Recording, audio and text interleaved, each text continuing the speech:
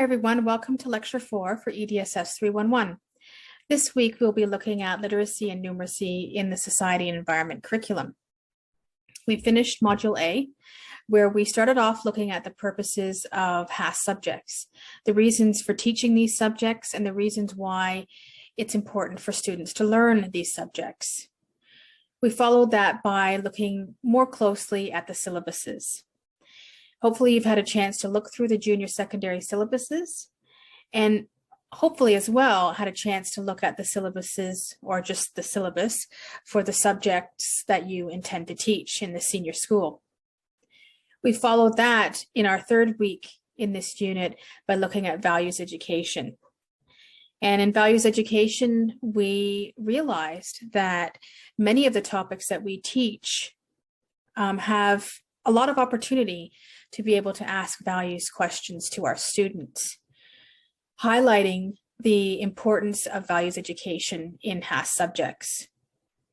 So as I said, we are looking at literacy and numeracy in our subjects for this week. When we finished last week, I posed some reflection questions, one of which was, should teachers reveal their own positions on controversial issues or remain neutral?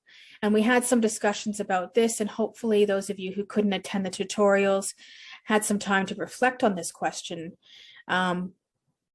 Controversial issues naturally seem to come up in values education because sometimes the values that we discuss or tend to be controversial themselves, and they naturally these two topics kind of come together. So we talked about whether teachers should be, keeping their opinions to themselves or perhaps stating their own opinion. And we had different sides of the coin on that discussed. What is the connection between values education and student well-being? What challenges do you foresee in implementing a whole school approach to values education? And we talked about some of those ideas as well. So the readings for this week include one chapter from the textbook, looking at developing language and literacy. Then there are 5 other readings that I've asked you to have a look at, looking at literacy and numeracy, mostly in history and geography. However, as you will see later on in the lecture, a lot of the main points that are made in these articles are could be relevant to other subjects as well, not just necessarily geography and history. So some of the questions that we're going to be looking at in this lecture here, and some questions to consider, are what are the connections between literacy and numeracy and learning in the HASS curriculum? And what does how does the Australian curriculum frame the teaching of literacy and numeracy in the context of our subjects? How can we teach students to read for critical understanding? Because that's what's really important. And also, a lot of students find reading boring. And I'm going to say that based on feedback that I've had from students. I found it quite difficult to get students to read, and we can talk about that in the discussions this week as well. But how can we get them to read critically, which maybe could make it more interesting for them? And how can we support our students with digital literacy? And we'll talk about that as well. And it does come up in some of the readings too. So the role of language in society and environment curriculum. We'll start with asking the question, what is literacy? So I encourage you to pause this video and write down 3 or 4 points on what you believe literacy to be.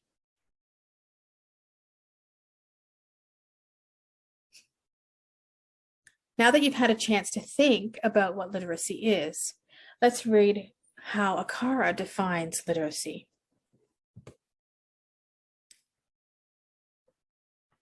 So literacy encompasses the knowledge and skills that students need to access, understand, and analyze and evaluate information. So that's what we need students to be able to do with information. Access it, find it. That's a difficult task in itself sometimes. Be able to understand it, to comprehend it, then to analyze it once in front of them, and then to evaluate it based on the focus, the questions being asked. Then students need to be able to make meaning. They need to express their thoughts and emotions. It's not just about reading and writing, it's about speaking and being able to voice what you are trying to say and your position on a certain issue.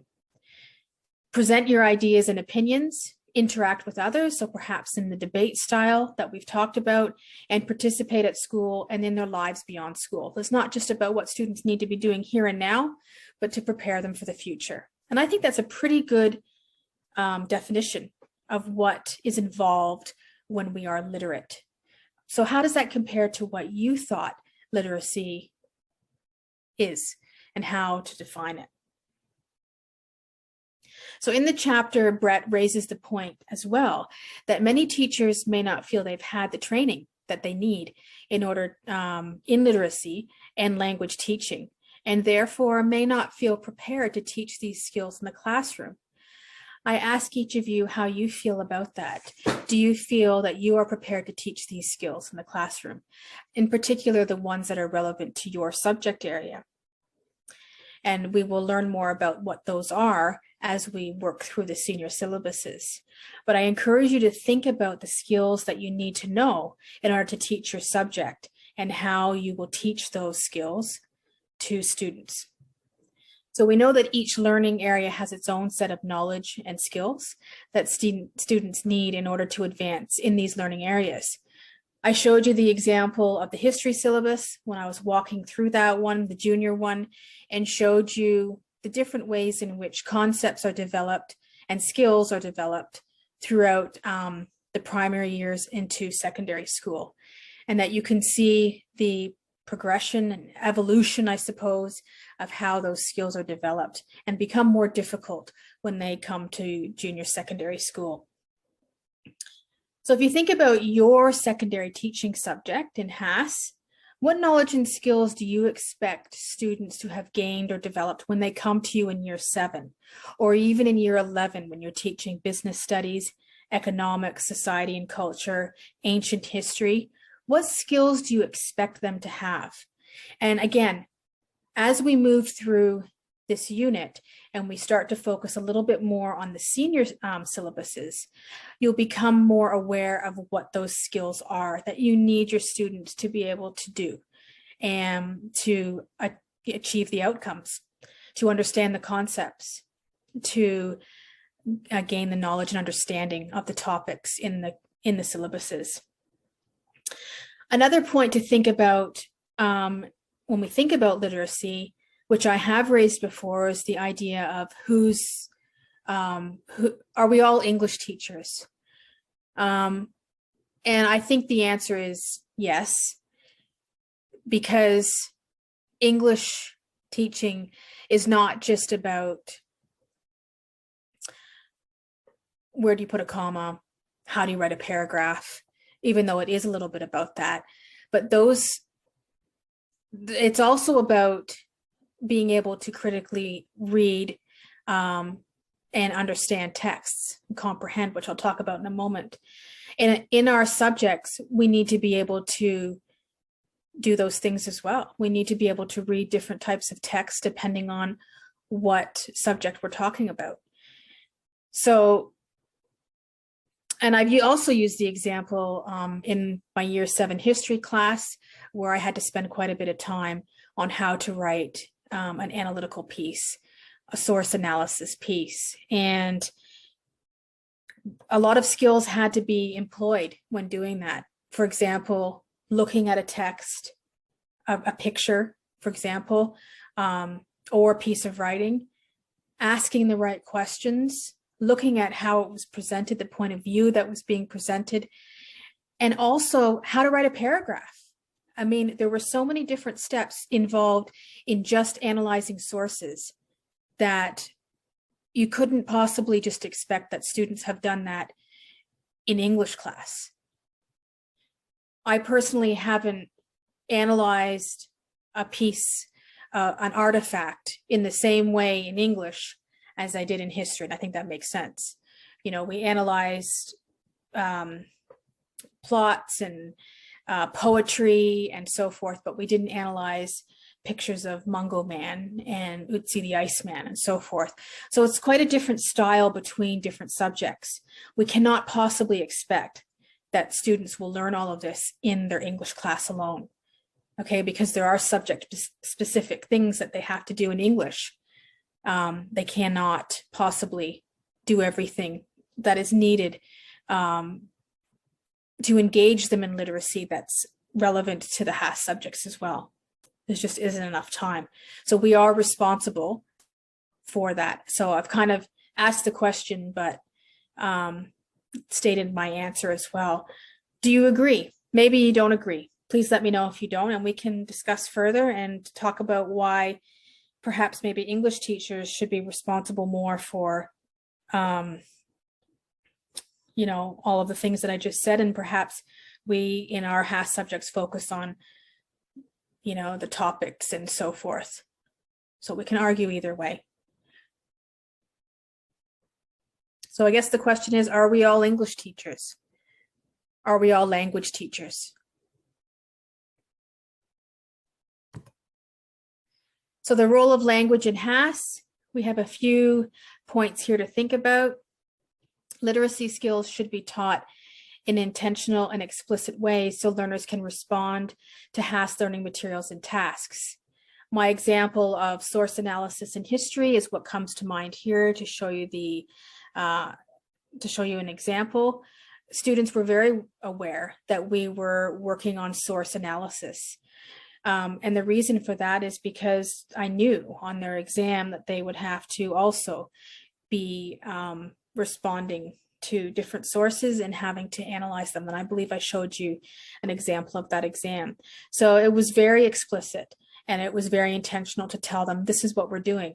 And you know what? In history, this is what we do. We analyze sources because we cannot believe everything that we read unless we are looking at different sources and also understanding the different perspectives that have been presented to us over time. The next point, technological change, is changing the way we look at and use text. I'll talk a little bit more about that later in the lecture. The word text no longer refers to just print. That's true. We text each other as well. That's another one. But it refers to a range of media and technologies communicated through written, spoken, visual, multimodal, and print or digital forms. So a visual picture is also a text because it's communicating some sort of point of view and opinion and so forth. So it's also a text. It doesn't just have to be a written book in front of us. Teachers may assume students will possess the literacy and language knowledge and skills required to access the curriculum by the time they reach secondary school, but this is not always the case. And that was a big learning curve for me because this is not something that I actually thought of going into teaching.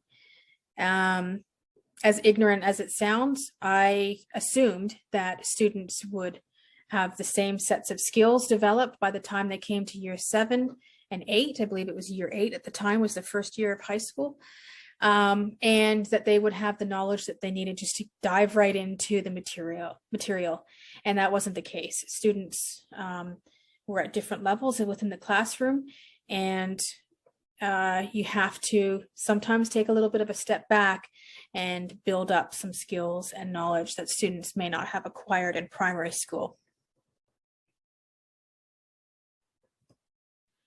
So learning the language of a subject. This is why we do our discipline units, so that we can have that knowledge and understanding that we need to be able to teach these subjects that are on our screen here in the senior school. And Brett states that to learn any subject is to enter into its language of discourse, the concepts, styles, and genres that characterize it. And that is why we study our discipline units, whether you're doing a master's of teaching where you've already previously done your study, or you're in the Bachelor of Education and you are completing those discipline subjects while also doing your education units. Either way, you are building a foundation of knowledge and understanding of your subject area.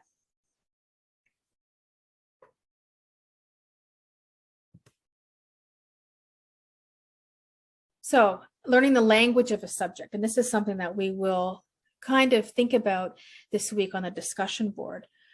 Thinking about your subject area. What is the language of your subject, whether that's economics, business, legal studies, history, society and culture? What is that language?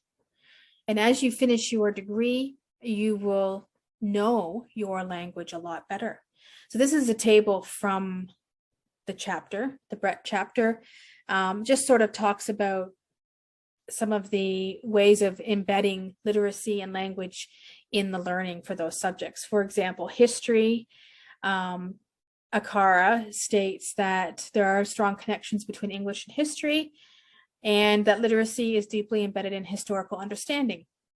So students are looking to find information, how to read text. So remember, I was saying accessing, understanding, critical discernment, so analyzing and creating their own text, so evaluating and presenting the results. These are all different skills that are quite specific to history.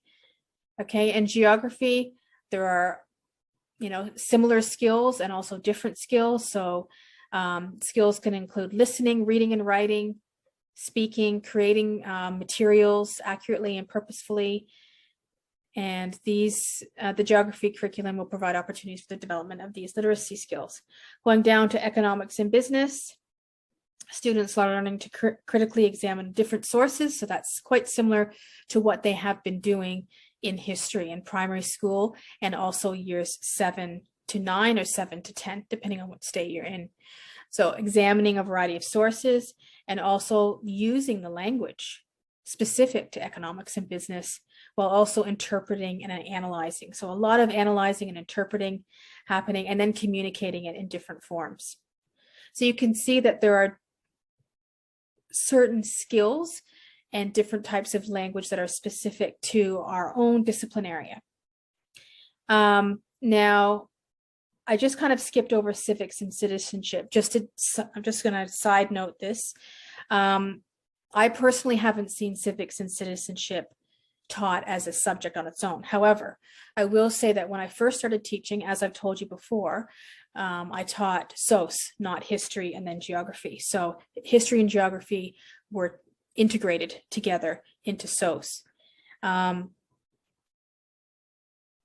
We did do civics and citizenship as a unit on its own within that integration. So we did used to do that. Now, years later, after teaching that way, it just became history and geography, and that didn't really seem to be a unit anymore. However, I'll also note that the ideas and the topics that are relevant to the study of civics and citizenship are very much found within and threaded through our subjects. So if we think about civics as the role of the government and citizenship as the participation, our participation in the nation and the world, then we can kind of think about how that's threaded in history and geography, for example, and other senior subjects. I've also mentioned a couple of weeks ago about active and informed citizenry, and being an active and informed citizen as being very important to why we teach half subjects. And this is integral to civics and citizenship. So once we are an active and informed citizen, we have a place in the world because we are informed about the going-ons of the world around us. And we are a part of a larger community, and we belong to a global community, really. And to be informed, you also need to be a part of a system, but you also need to be able to critique the system within which we live. So it is, you can just by hearing some of the language that I'm using there, that is a part of what we do in history and geography. But there may be other states that actually do focus on civics and citizenship, and that's why it's in this textbook. So if you're from another state and you've seen that I would be very interested to know that. Also on the ACARA website, there are resources and support materials for the subject of civics and citizenship. So knowledge and understanding and skills, unit development, and so forth. So if you're interested in that, or you're in a state that you'll probably have to teach a unit on that itself, then you can go to the ACAR website and have a look.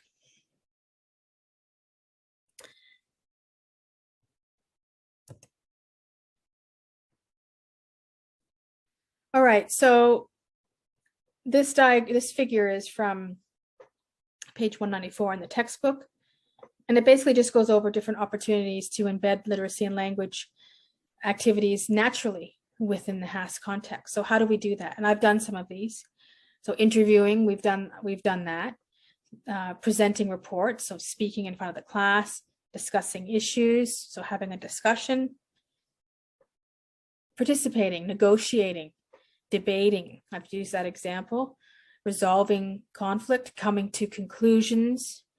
Writing, we've done all of these: diaries, journals, narrative explanations, writing letters, having an action plan, writing reports.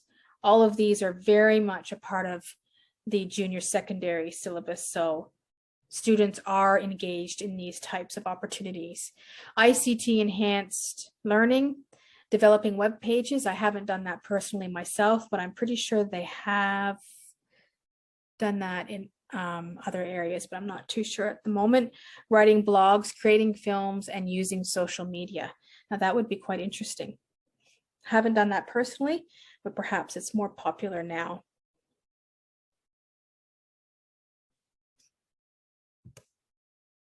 All right, so the next part B of the lecture, we'll go over this a little bit more thoroughly, but I just wanted to show you this, which is on pages 195 to 196. It just sort of goes over literacy as the general capability. You remember that cube where literacy is noted there as one of the capabilities in the cross-curriculum priorities cube, that one from a couple of weeks ago that we looked at. So this chart and the next page here, okay, basically goes over how to comprehend texts and compose texts. So the different ways in which to do that, the different skills that are used to be able to do that. And I'll talk a little bit more about comprehension in a moment, but you can have a look here and see some examples of what that looks like in the classroom. So for example, comprehending texts through listening, reading, and viewing. Listening and responding to learning area texts, interpreting and analyzing. What does that look like in history?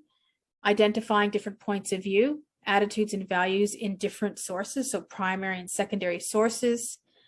In year 10, identifying and analyzing perspectives of people from the past. Composing text, what does that look like? Well, in year 8, that's developing texts. For example, descriptions and explanations that use evidence from a range of sources that are acknowledged, presenting your findings, arguments and ideas in a range of different forms. That could be an oral presentation, or creating a web page, or writing a newspaper article where you have to have a certain position on, for example, whether the remains of a certain ancient community should be returned to the people who live there today, or something like that. So it could be anything like that. Also in year 10, presenting findings, arguments, and explanations in a range of different forms. Okay, so those are just some examples. So comprehending and composing texts are a part of literacy as that general capability. And also text and visual knowledge. So using the knowledge that we gather in a text, or access, remember that word access. Grammar and word knowledge, so using knowledge of words and word groups. And Brett actually suggests that uses the idea of word walls, which we're going to do a little bit of this week. So word walls can include different adjectives and verbs, important terms for your subject. And these terms can be used to express a subject-specific content and ways of acquiring knowledge while learning in that subject. So we'll do something with that this week for sure. But have a look through this. Second lecture, we'll go over literacy as the capability a little bit more thoroughly. So if we think about comprehending texts, so that's when we're actually reading for understanding. That's that's very difficult to teach, actually. It's easy to have a student sit there and If they can read pretty good, you can sit there and say, you're not leaving for lunch until you finished up to the end of chapter 2. Great. You see them reading it, takes them 20 minutes or whatever, but there's a difference between that and actually comprehending what they're reading. Oh, you can go out for lunch now, you've read it. But what have you read? So comprehension, as I said, can be difficult to teach. And we really need to be teaching our students to read texts critically, which students are learning to do in HASS subjects right from the primary years, being critical. And if you're not sure what that looks like, I encourage you to go back and look through that syllabus to see what they're doing in primary school. And as they continue in our HASS subjects in the junior secondary school, this critical reading of texts continues, and certainly into the senior secondary HASS subjects. And Brett actually refers to there being a difference between surface level comprehension and critical reading. Okay, so that's what the example I was telling you about, the student going on lunch. He or she may have done that surface level reading, but has he or she actually done a critical reading of the text? So in critical reading, we are teaching students to be critical of texts through finding conflicts in the information provided to us, identifying different perspectives from one source to another. Okay, and this directly links to critical discourse analysis, which you may or may not have heard of, where we're asking students to question, quote unquote, unjust practices, and also how what we know, so the knowledge that we have, is related to different social practices in our world. So for example, in history, we are asking students to identify different points of view. And this is an example of critical discourse analysis. Think about your teaching area. Where does critical discourse analysis come through? Now, as you can see the figure on the screen, these are some of the points that I've already raised. So reading for understanding is central to our subjects. We need to be teaching interpretation. We need to be teaching how to explain evidence in written narratives, accounts, sources, explanation, arguments. And I use the history example, but it is not specific to history. Yes, we do source analysis in history, but students are doing this in history in this primary school because they need that in the HASS subjects, not just history, but in the HASS subjects all through secondary school. So source analysis is involved in all the HASS subjects. In reading historical accounts, historians question what perspectives are included and what is left out. We talked in one of the tutorials this last week about books being removed from the curriculum and so forth. We can think about what's being removed and why, what impact that has, if at all, on our students not being able to read certain perspectives. So we only know what we know about the past, for example, because of what information has been left for us. So the further back in the past we go, the more we have to rely on the sources that we read.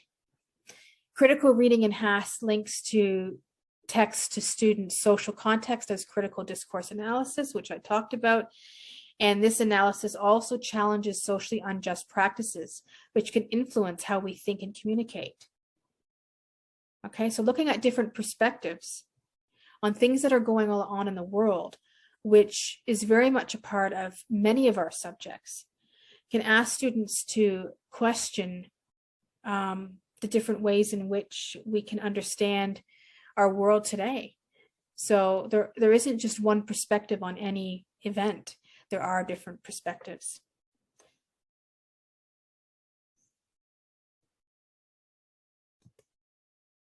Okay, so composing texts. We remember from that chart a couple of slides back where I talked about the capability of literacy comprehension as being an integral part of that capability. Well, we've also got composing text. So what does that look like? Well, we do all sorts of things. We do a lot of writing, a lot of speaking, and other genres. Writing, we have students complete essays, reports, newspaper editorials, instruction manuals, ads. Extended writing tasks and projects. I've done most of those in junior secondary school. So I can guarantee they'd also be a part of your HAS subject in the senior school. Speaking, oral presentations, conversations, commentaries, political speeches, role plays, a lot of that. Mock trials, I'm sure that would be a part of legal studies. Public inquiries, parliament simulation, sermons, jokes, interesting. And interviews, have done the interviews as well. Actually, I remember doing that for English too. Yeah, quite a bit. Other genres. Now, these ones are interesting. Films, YouTube clips. Never thought of that, never heard of it, never saw it in a school, but wouldn't students love it? They would. PowerPoint and Prezi presentations, tweets. How would that work? Emails, SMS messages, and blogs. Students would love this last column for sure. Definitely. Now, when deconstructing a text, so remember that a text can be visual, spoken, written, okay? So you're first looking at, or it could be a chart or a graph, for example. So this approach is an active reading strategy that is an approach proposed by McManus and Topping to help students actually deconstruct texts. So what do? We read the title or the headings, and we look at the pictures. So for example, when students were having to analyze pictures of ancient relics or human remains, we had to look at the pictures and ask questions just about the picture, the heading, the graph, whatever. So the next part is thinking about the headings and the pictures and turning that into questions with, what is this? What do I know about this? What don't I know about this? Why do I need to know this? How can I understand how this person died? What sort of questions do I need to know to be able to determine that? So different questions like that. With these questions in mind, you start reading, or you could be, by reading, I mean looking at the chart. Okay, so you see the heading says population of such and such country between this year and this year, the demographics and so forth. So you might just be doing that. You might be reading the graph. Then you are returning back to the questions that you asked before and answering them. Then you are reviewing and thinking about what questions have you answered and which ones have you not answered. What else you need to find out. So it's kind of like a two-part process here. You're reading the text, analyzing the text, but you're also thinking about how you are understanding what you know from the text by reviewing and reflecting. And I think that is why it's called an active reading strategy, because it's that two-part sort of thing that students are doing to deconstruct a text. So I encourage you to try to use that in the classroom, in particular if you're looking at some type of source or a newspaper article or a page from a book that students need to read and understand, anything like that. All right, digital literacy. So what is it?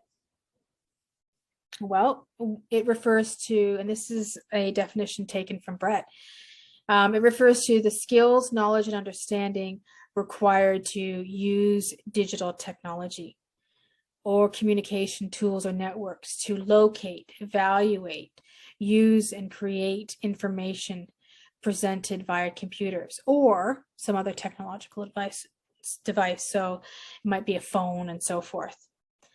So the basic elements are presented by Brett, and they categorize different forms of digital literacy. So to be digitally literate means to be able to actively engage with these elements while using a digital device. So if we just read these out here, access, knowing about and knowing how to collect and or retrieve information. I'll talk a little bit more about that one in a moment. Managing, so applying an existing organization or classification scheme. Integrating, so interpreting and representing information, summarizing, comparing, contrasting. Evaluating, which means to make a judgment about the quality and relevance, usefulness, or efficiency of information. So creating, generating information by adapting, applying, designing, inventing, or authoring information. And communicate, so being able to communicate information persuasively. Now, in terms of access, if I think back to the example that I've shared with you all before, of the water unit that I did with year 7s, where students had to do research on water scarcity in a country in Africa. And I quickly realized after booking the computer lab, and we went into the computer lab, and students had to do some research on their country first, and they had to complete a map to color in and identify where their country was. That was pretty easy for students to do. But when it came to being able to find information on what water scarcity looked like in their country, that was a different story altogether.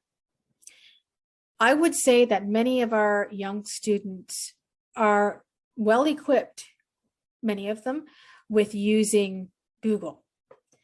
They can Google almost anything and look up information.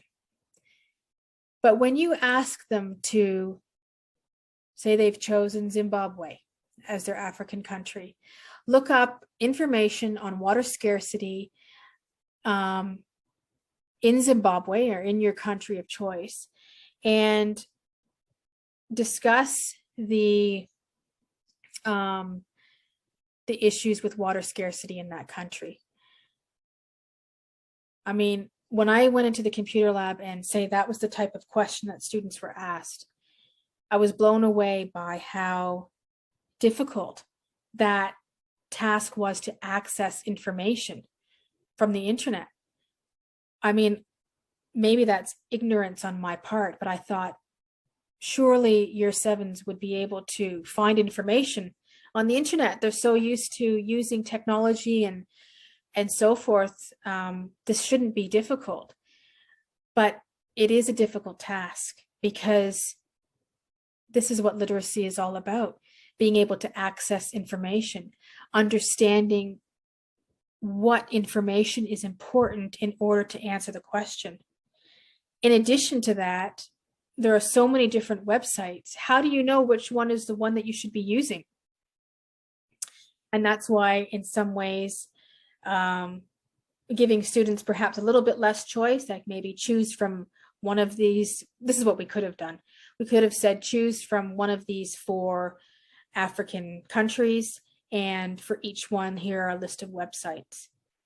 On the other hand, what I did have to do was take the students back to the classroom when it was becoming a little bit unmanageable and discuss how to find the information. And for a lot of them, really, they had to read through the information to be able to identify what they needed to answer the question. That in itself could be a difficult job, because there's a lot of information, as we know, on the internet.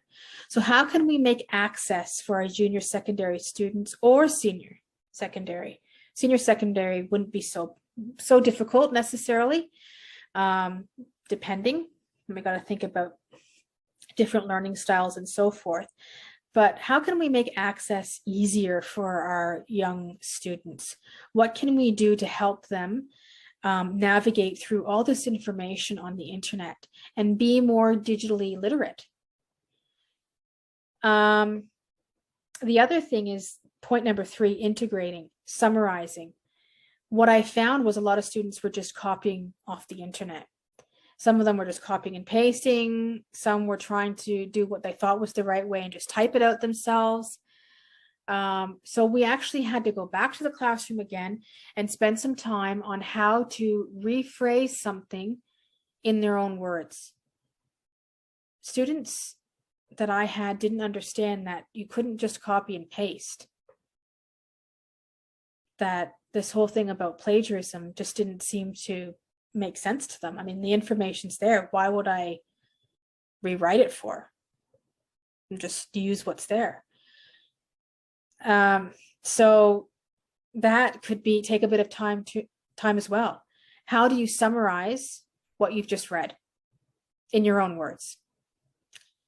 Evaluating, so what's useful on the internet and what isn't useful? How do you know what you're reading is right? And communicating that information persuasively. So that's, something else as well. That aligns with being able to summarize your findings. So I think I've raised a few points here in terms of digital literacy. How can we help students with these basic elements? How can we help students access the information that's available to them on the internet? How can we help them manage it as they work through their assignments? How can we get them to represent and interpret the information that they're reading? How can we get them to make judgments about the quality? What is a good website and what isn't? How do we get them to create information by applying what they've gathered from the websites? And how can we get them to communicate all of that once they are done? So you can imagine that this is an enormous task. Okay, and if you add on to that some students who may have a low literacy level as it is, could be quite good at using the computer, but giving a student, even helping them find a website, and then getting them to read through mounds of information and then summarize it in their own words, that can be an enormous task. So I pose the question to you, how can we make using technology easier for students in our subjects? And what are some of the challenges that we face as HAS teachers when teaching our curriculum, while also trying to help our students to be more digitally literate? A question to think about for this week, because I think out of all the slides that I've said here, this one here, I would almost guarantee you will come up against one of these in your classroom. So it's time to start thinking about what are the ways in which we can deal with these issues now. Now, the additional readings that we had for this week, I found them to be quite interesting. So Carano and Benson provide an overview of teaching geography in the secondary classroom. It is focused on the US, but it does raise some interesting points about what geographic literacy is and what that can look like in the classroom. Some main takeaways from this article are the authors state that youths in the US are less geographically and culturally literate. Do you believe this to be true, even though they are contrasting to other industrialized nations? Do you believe this to be true in an Australian context, that students are less geographically and culturally literate, or are they more with the internet? They also raised the point of global education being more from the media than in the classroom. That students are learning more about our world today because of what's in front of them on Instagram, Facebook, Snapchat, TikTok. The authors suggest they don't use those social media examples. I just threw that in. The authors also suggest that we as educators need to teach students how to dispel stereotypes. The authors do conclude that in order to break stereotypes that students may have about other geographical places, we must be ensuring that students are offered opportunities to explore different perspectives and how to be very critical of one single perspective in any given text. Interestingly, they do refer to the importance of digital literacy, which is what we were just talking about, as being important when learning to be critical of different perspectives. So O'Brien and Haste, which is a great article on ways to integrate literacy in the geography classroom. So I'll just quickly show you. that article. So just give me one moment. I just get that up.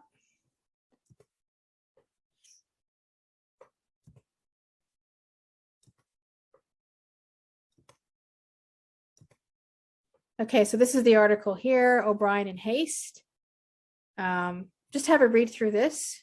Annotations, so pointing to different words that are important, urbanization, sustainability. You can do this in any subject. It doesn't have to be geography. That's why I thought this was quite good. Mobile words, so getting students to work in groups to find definitions and words. Oh, I like this one, mind mapping. I'd like to do something like this with each of you this week, sort of in a different way, but similar idea, some like creating a mind map,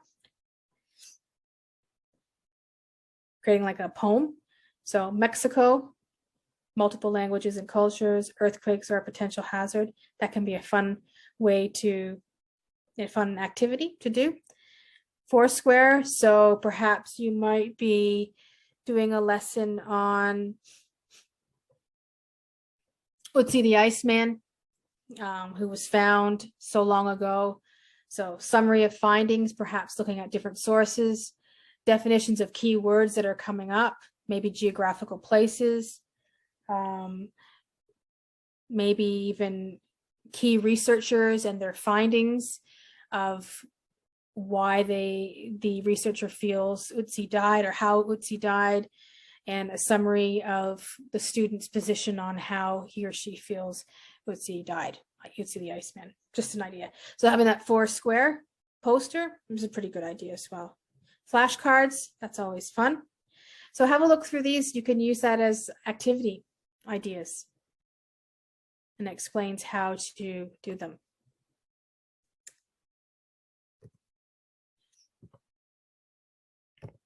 So that's O'Brien and Haste. All right, so Walker. Yes, it is about history, but I found it to be quite interesting and relevant to all subjects. So this article was based on a study where pre-service teachers were asked to consider the rationale for using films in a history classroom.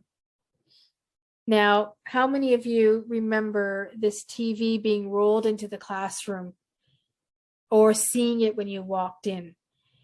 I remember seeing those TVs coming in and thinking, yes, it's a free period.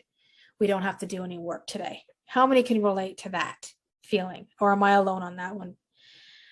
Or the teacher rolling it in and just thinking the same thing, thinking, yes, we can just do nothing.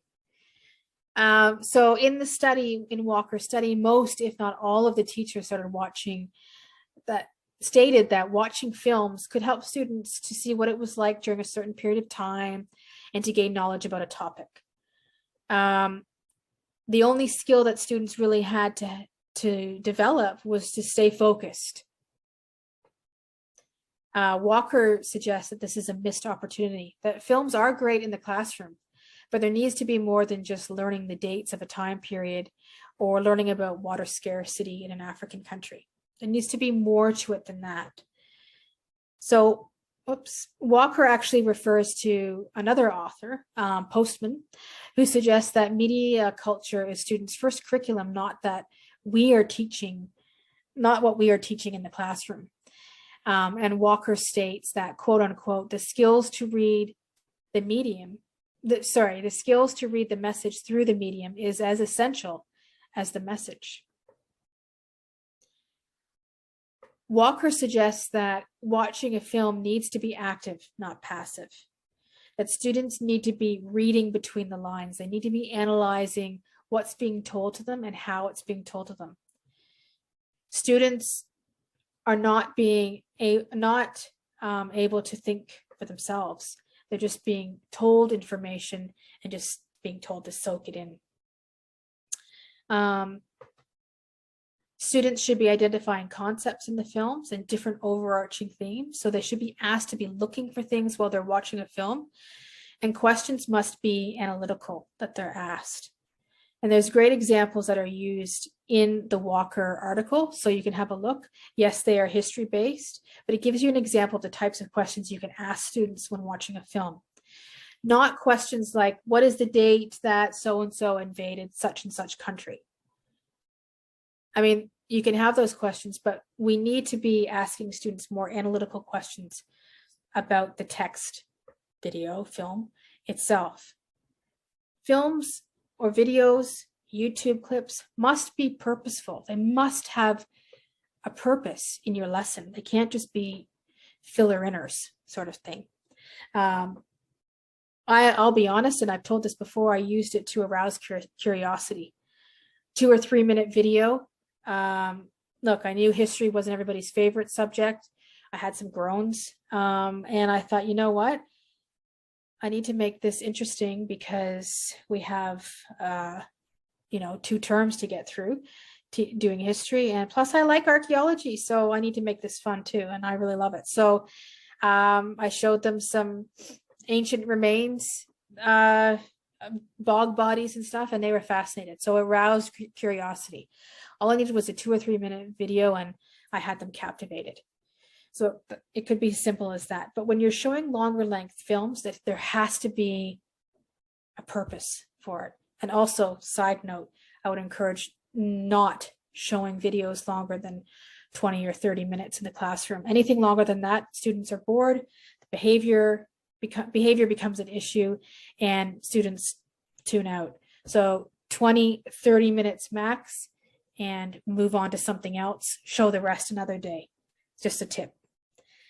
The takeaway message, which applies to all HASS subjects from this article, is that the films need to have a purpose other than soaking up knowledge.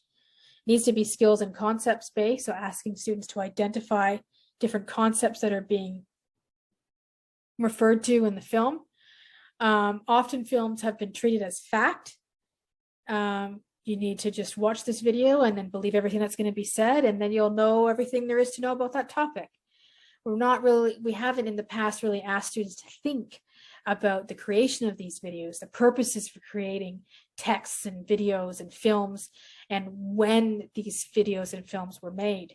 This can apply across all of our subjects. When was the text created? What was the purpose in creating that text? Who was the audience? And there are implications on how information is presented based on the period in which that source is actually created. And this is true, again, for all our subjects. Another take-home message is that we need to have very high expectations of our students and not just be telling them, just sit there and be quiet and watch the video. You don't have to do anything else. No, there needs to be more for students to know that there's a reason for this video based on the topic that we are learning. And this is what you need to be identifying. You need to be analyzing the perspective of the historian or the geographer or the economist in the interview, and so forth. Okay, that's what's important.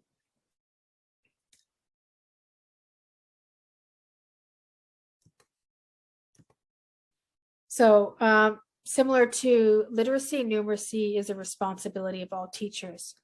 The topic notes are, there's quite a bit in there for you to have a read through. But the numeracy is not just the responsibility of mathematics and science teachers.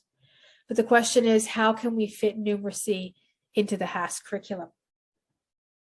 So Firm notes that there is a tendency to overlook numeracy in the classroom. Some of the HASS subjects may be a little bit difficult to see where numeracy fits into different topics. The article actually reviews a case study of how the teacher incorporates numeracy into teaching in history, which is probably the one subject that you would think, numeracy in history? Does that really go? The main conclusion following the case study is that teaching literacy and numeracy almost go hand in hand in a lot of different ways. For example, reading a graph, interpreting information from graphs. You need to be literate. You need to be able to read graphs, but you also need to be able to interpret the numbers, what the numbers are showing you. So in that way, the literacy and the numeracy kind of work hand in hand, right? So what other conclusions and interesting facts did you gather from this article? And actually, this links well with Sharp's article, which is also very history focused. But for those of us who do not have the history as our teaching subject, don't really plan to teach it, even though we do know that there may be a chance. It can be useful as we explore ways in which a syllabus asks us to incorporate numeracy into different topics. So if you're questioning how history, out of all the subjects that we have, can actually incorporate numeracy, then this article could be quite informative. So I'm just going to share it with you.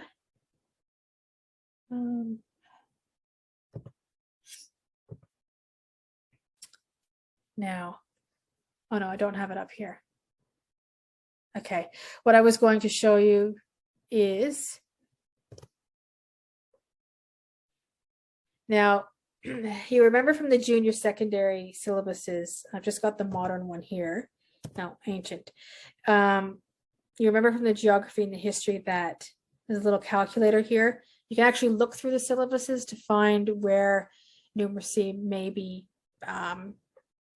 taught as a capability in that topic. So you can look through the junior secondary syllabuses and find that quite frequently throughout the different geography and history topics. Some of the, well, I'll just for a second say also the Aboriginal studies. This is the Aboriginal 7 to 10. Also has the same, and I believe the commerce as well. Now the legal studies, which is the senior syllabus, you'll notice that it's different. It doesn't have any of those icons. So this is something where you would need to look through and identify areas where numeracy could come through. And we'll work on that this week, something that we'll be looking for. The ancient history and modern syllabuses are kind of set up, and not the geography, just the ancient and modern history are set up similar to the junior secondary syllabuses where they have the icons, but the other syllabuses do not have that. So it becomes your responsibility to identify those areas in which to teach numeracy. So I would encourage you to have a look through and see where you could incorporate numeracy. That's what I was going to show you here. So the transatlantic slave trade, the content is a relevant historical debate or issue, for example, the number of slaves that were traded.